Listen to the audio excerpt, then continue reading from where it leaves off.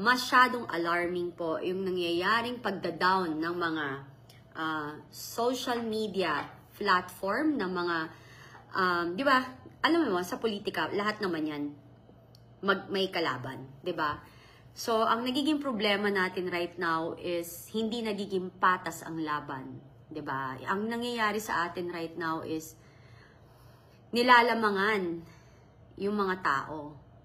Tinatanggal yung maiingay na nagsasalita sa mga nangyayari sa ating bayan. Alam mo, okay lang kung yung dinadown or tinatanggal na account ay mga peke. Peke ang pinopost, hindi makatotohanan. But sa aking pananaw at sa aking opinion, ang mga dinadown na account ay mga nagsasabi lamang ng mga katotohanan based sa nakikita natin sa mainstream media na pinapalabas. Yung isa na lang is yung mga hearing natin sa House of Representatives.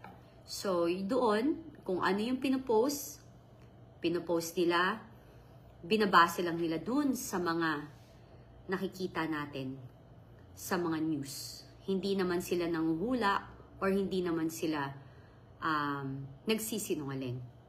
Ako na ho ang nagsasabi sa inyo na ito lahat ho ng mga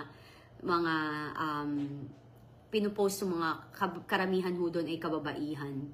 Yung mga babae hong yan ay mga professional na may mga sariling mga trabaho, may mga anak at may mga pamilya.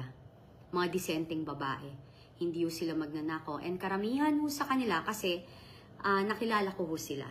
Ang karamihan ho sa kanila ay hindi ho nagmo-monetize diyan sa kanilang mga ginagawa. Alam mo, sa totoo lang, kahit naman nagmo-monetize sila, trabaho yun. Tsaka, yun ho ang kanilang racket, ika nga. Basically, sabi ko nga, batuhin nyo ho ng bato sino man sa tingin nyong hindi kayo makasalanan. 'Di ba? Ano yan cast the first stone kung sa tingin mong wala kang kasalanan. Kung sa tingin nyo ho rin, katulad dyan sa House of Representatives, kung sa tingin nyo na may kasinungalingan at walang basihan ang mga pinupost ng mga tao or sa social media, kasuhan nyo ho. Ganun lang kasimple. Yung isa pa ho na aking panawagan sa House of Representatives is kung wala ho kayong intensyon na patahimikin ang mga boses na dumalaban or dapat inilalaban ang katuwiran or tama dahil gusto na ipaglaban ng bayan, yung karapatan ng ating bayan. Kasi yung mga maling gawain na nakikita natin katulad ng mga pag-abuso sa kabaw ng bayan, ang mga nawawalang flood control projects natin, hindi pagbigay ng budget sa PhilHealth, di ba? Yung BICAM na lang ho, di ba?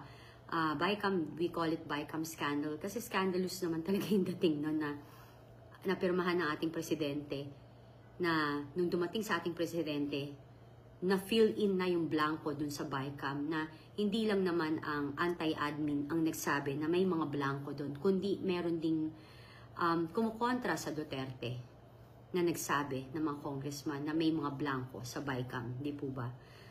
So ako alam ko na ang Panginoon nakikita naman lahat ng ito. At ang Panginoon ay may dahilan kung bakit nangyayari ang mga bagay-bagay. Siya rin ho ang maglalantad ng katotohanan.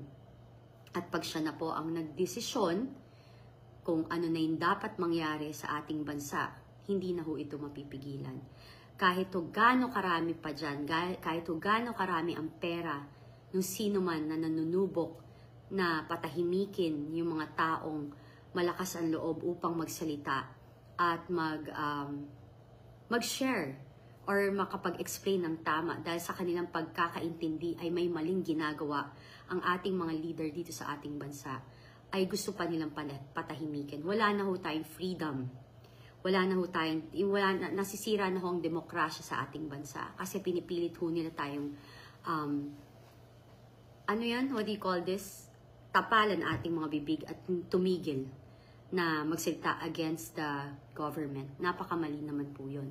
freedom of speech ay ating, kaya nga ho tayo, we're in a democratic country, so we can fight for what is right and what is just.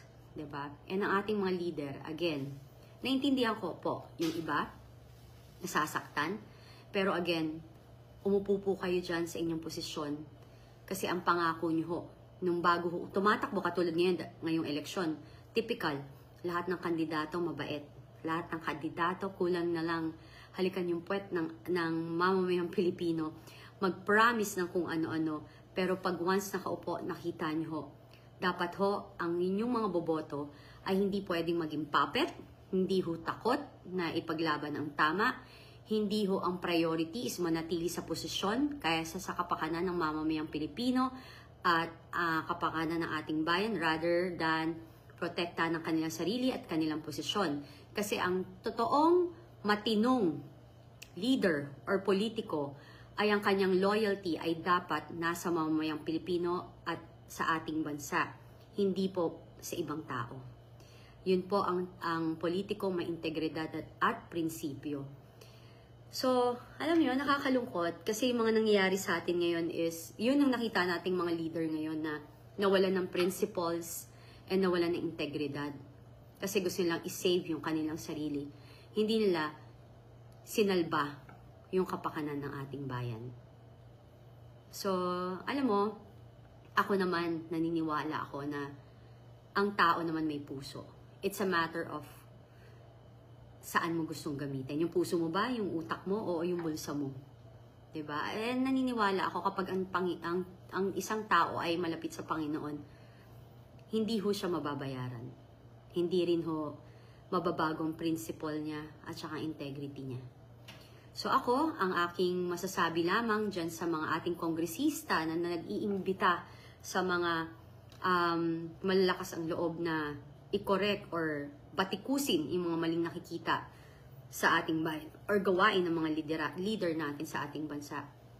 Kung ang inyong intensyon ay hindi sila i-contempt or i-detain, ako na ho ang nagsasabi sa inyo na pwede ho akong mag-host.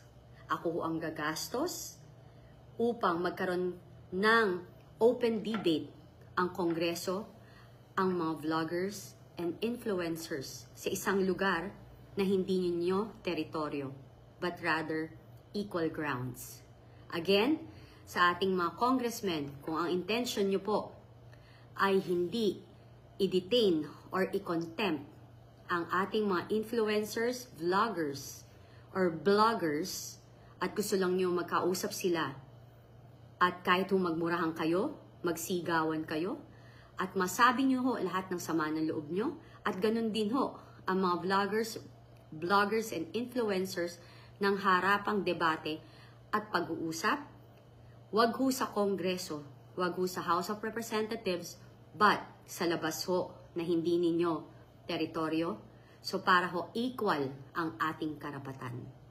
Dahil ho dyan sa Kongreso, sa dami-dami na hong naimbita ng House of Representatives na yung na-hearing na kapag hindi nyo nagustuhan ang sagot ay inyong kino-contempt. Lalo na pag mainit ang inyong ulo, hindi nyo pinapakinggan ang kanilang mga opinion. At sa base ho sa aming mga napanood at kahit napanood ko at nakikita ko sa hearing, nakikita naman ho namin saan pupunta ang pagpunta dyan. So again po, ulitin ko, sa mga ating kongresista, kung ang inyong intensyon is matuto at maituwid ang mga hindi pagkakaintindihan at pagkakamali ninyo, dapat ho,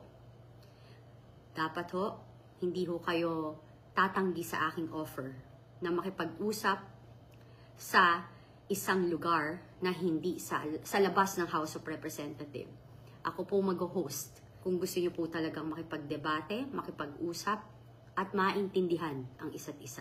Kasi bilang leader, dapat ho nakikinig po kayo sa mamamayang Pilipino dahil ang inyong prioridad dapat ay ang pagsilbihan ng mamamayang Pilipino at i-priority ang kapakanan ng ating bansa. God bless po, pasensya na, talagang halata yung eyebags ko and everything.